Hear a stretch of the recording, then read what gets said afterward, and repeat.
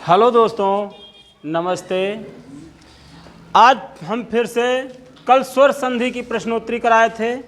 आज व्यंजन और विसर्ग संधि की प्रश्नोत्तरी है जो आपके परीक्षा के लिए बहुत ही उपयोगी है। तो प्रश्नोत्तरी नंबर 2 जिसका पहला क्वेश्चन है, इस्तोष चुना शुचुह किस संधि का सूत्र है। तो आपको संधियां बताए थे, तो किस संधि का सूत्र है? इस्तोष चुनाश्चु संधि का सूत्र है। तो इसका सही ऑप्शन है सी, सुचुत्तु संधि। क्योंकि जसत्तु संधि का सूत्र क्या होता है? झलाम जसोवंते होता है। रुप्त संधि का सूत्र क्या होता है? सस सजसो रूह। ठीक है, सुचुत्तु संधि। और चरत्तु संधि, चरत्तु का संधि का सूत्र होता है खरिचा। होता है। तो इस्तोष चुनाश्चु सूत्र का सही ऑप्शन कौन सा है? सी, सुचुत्तु संधि का सूत्र है। फिर है सज्जन में संधि है। सज्जन में संधि कौन सी है? सुचुत्तु संधि।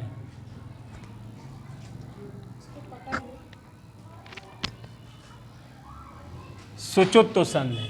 क्योंकि क्या होता है? यह होगा सत प्लस जन, सत धन जन।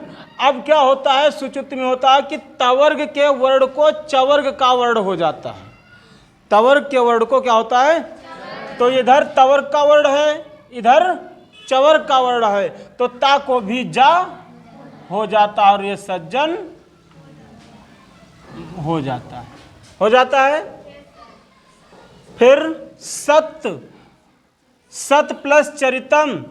तो सतचरितम का की संधि है सच्चरितम, सतचरितम, सत्यचरितम, सचरितम। तो इसका ऑप्शन नंबर ए सही है। क्या है? सच्चरितम। फिर है सुटुत्तु संधि का सूत्र है।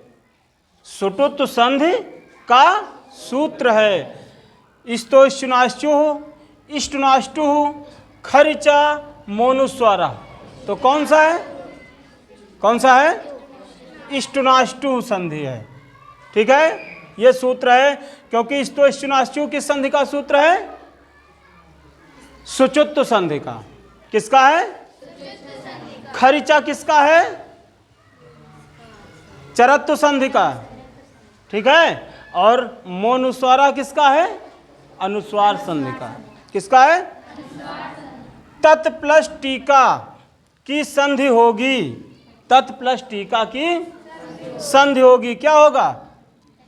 तट्टीका, टटीका, तष्टीका और तट्टीका। तो ऑप्शन नंबर ए सही है, तट्टीका होगा। होगा। इष्टुनाष्टुः संधि है रामस धन टीकते, लभ प्लस धः, सत प्लस चित, हरे प्लस ए। तो ऑप्शन नंबर ए सही है, रामस धन। क्योंकि इसका नियम होता है कि जब दंती सा के बाद मूर्धन्य सा या टवर्ग का वर्ण आता है तो दंती सा को भी क्या हो जाता है? दंती सा को भी मूर्धन्य सा या टवर्ग का वर्ण हो जाता है। लभ प्लस धा, ये किस संधि का है? जसत्तु संधि का। अपने ही वर्ग का तीसरा अक्षर हो जाएगा, भा को बा हो जाएगा।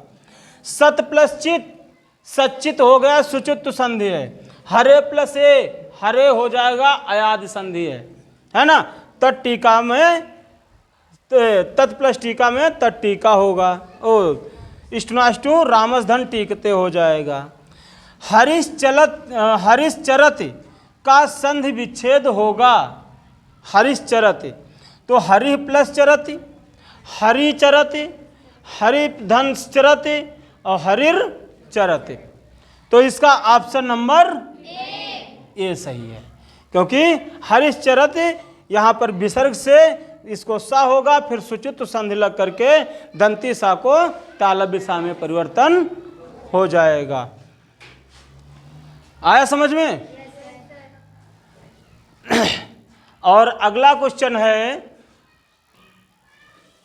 हाँ, फिर अगला क्वेश्चन हल संधि है। हल संधि किस संधि का दूसरा नाम बताया गया था? हल संधि व्यंजन संधि का दूसरा नाम है। किसका नाम है? तो कहता है हल संधि है मतलब व्यंजन संधि है। किसमें? सत प्लस चित, उप प्लस औसत, हिम प्लस आलय, सूर्य प्लस उदय। अनुप्रियंका बताओ। सत प्लस, क्योंकि यहीं पर व्यंजन का मेल, क्योंकि व्यंजन का बताए थे नियम, जब व्यंजन का मेल स्वर या व्यंजन से होता है तो वहाँ व्यंजन संधि होती है। तो यहाँ व्यंजन का मेल हो रहा है, तो अर्थात यहाँ व्यंजन संधि है, जिसको हल संधि भी कहा जाता है। उप प्लस औसत यहाँ कौन सी है? पररूप संधि। कौन संधि है? हिम प्लस आलय यहाँ कौन है? दीर्घ संधि। और सूर्य प्लस उदय गुण संधि। हरिम प्लस वंदे की संधि होगी हरिवंदे, हरिवंदे, हरिम वंदे और हरिम वंदे। तो ऑप्शन नंबर सी सही है, क्योंकि हरिवंदे माँ को अनुस्वार हो जाएगा। यहाँ पर माँ, हलंत माँ के बाद व्यंजन वर्ण आ रहा है, तो हलंत माँ को क्या हो जाएगा? अनुस्वार हो जाएगा, और यह हरिम वंदे हो जाएगा। ठीक है। भवनम का संधि विच्छेद होगा। बताओ आस्था, भवनम का संधि विच्छेद, तो इसका ऑप्शन नंबर बी सही है। भव प्लस अनम ये गलत है। भो प्लस अनम मतलब ओ के बाद क्या आ रहा है? आ रहा है, तो इस ओ को क्या हो जाएगा? अव हो जाएगा। जब ओ को अव हो जाएगा तो भा, और ये आ इसी में मिल, भा धन अव धन अनम। अब ये आ इसी में मिल जाएगा, भा पूर्ण होगा, वा में ये आ मिल जाएगा और नम। देखिए यही बन गया भवनम। और भू प्लस अवनम, ऊ के बाद आ है तो ऊ को वा होगा, लेकिन भा अपूर्ण रह जाएगा। जैसे ऊ को निकाल लेंगे, ऊ के बाद आ है तो ऊ को वा तो हो जाएगा, लेकिन इधर भा जो है, भा से ऊ निकल जाएगा, भा हलंत रह जाएगा। इसके बाद वा मिल रहा है और इसके बाद अनम है, तो ये मेल तो हो जाएगा, तो ये हो जाएगा भवनम, ऐसे बनेगा, अर्थात ये गलत है। भव प्लस अनम तो ये हो जाएगा भावनम, क्योंकि अव है, अव के बाद आ रहा है, तो ये अव को क्या हो जाएगा? आ हो जाएगा, तो ये बन जाएगा भावनम, है ना? तो ये भी गलत होगा, तो इसका ऑप्शन नंबर बी सही है। योद्धा में संधि होगी, योद्धा में संधि होगी जसत्व संधि, चरत्व संधि, सुचुत्व संधि और रुत्व संधि। तो कौन सी होगी? जसत्व संधि होगी। कौन संधि होगी? क्योंकि जसत्व का क्या नियम है कि अपने ही वर्ग का तीसरा अक्षर हो जाएगा। तो जब योद्धा को हम तोड़ेंगे तो क्या बनेगा? योद्धा, योध प्लस धा। ठीक है। तो जब यह अपने वर्ग का तीसरा अक्षर होगा तो ता था दा, तो इसको दा हो जाएगा, धा हो जाएगा, योद्धा हो जाएगा। तो यहां चरत्व संधि में क्या होता है? चरत्व में अपने ही वर्ग का पहला वर्ण होता है मतलब चर वर्ण होता है। चरत्व में चर, और चर मतलब अपने वर्ग का पहला वर्ण होता है। सुचुत्व में दंती सा को और तवर्ग को तालव्य सा या चवर्ग का वर्ण होता है। रुत्व में विसर्ग आए तो विसर्ग संधि का सूत्र है, विसर्ग को रा हो जाता है। फिर विपत कालह, विपत धन कालह की संधि होगी। विपत कालह, विपद कालह, विपत्ति कालह, विपदा कालह। कौन सा सही होगा? ऑप्शन नंबर ए, क्योंकि यहां पर क्या है, अपने ही वर्ग का पहला अक्षर हो गया है, दा को ता हो गया है। चरत्तु संधि के अनुसार, चरत्तु संधि के अनुसार अपने ही वर्ग का पहला वर्ण हो गया है।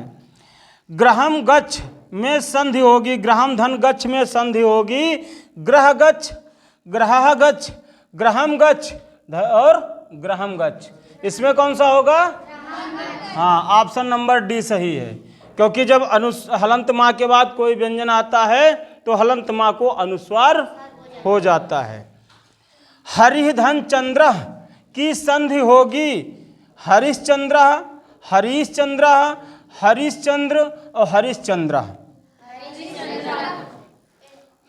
Option number A, option number A.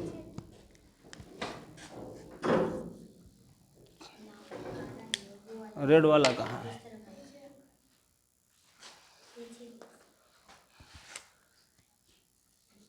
Harishchandra होगा, क्योंकि यहां पर देखिए विसर्ग को उससे विसर्जनीय से सा, विसर्ग को सा होगा, लेकिन जब सा के बाद, दंती सा के बाद चवर्ग का वर्ण आता है तो दंती सा को तालव्य सा हो जाता है, हो जाता है। तो ऑप्शन नंबर ए सही है। ठीक, ओके।